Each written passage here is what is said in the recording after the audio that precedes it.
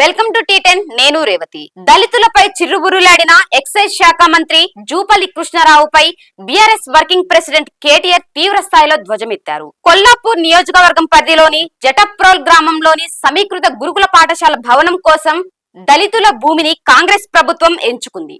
ఈ నేపథ్యంలో అన్యాయంగా మా భూమిని తీసుకోవద్దని, న్యాయం చేయండి వచ్చిన దళితులపై ఇంత కర్కశత్వం ప్రదర్శిస్తారా అని కేటీఆర్ మండిపడ్డారు.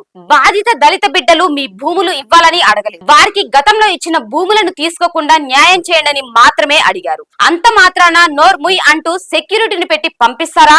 ఇందిరమ్మ రాజ్యంలో దళితులకు న్యాయం చెయ్యరా? అణచివేత ఎక్కువైతే తిరుగుబాటు మొదలవుతుందన్న సహజ సూత్రాన్ని మర్చిపోకండి. ఆ దళిత బిడ్డలే మీ కాంగ్రెస్ ప్రభుత్వానికి ఘోరి కడతారు అని జూపల్లి కృష్ణారావును కేటీఆర్ హెచ్చరించారు.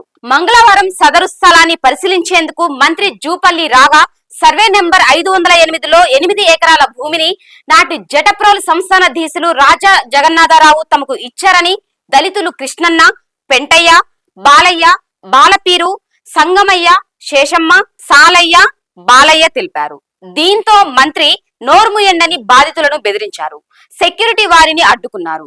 న్యాయం కోసం వస్తే పట్టించుకోలేదని దళితులు ఆవేదన వ్యక్తం చేశారు. ఇది ఇవాల్టి న్యూస్. చూస్తూనే ఉండండి టీ10.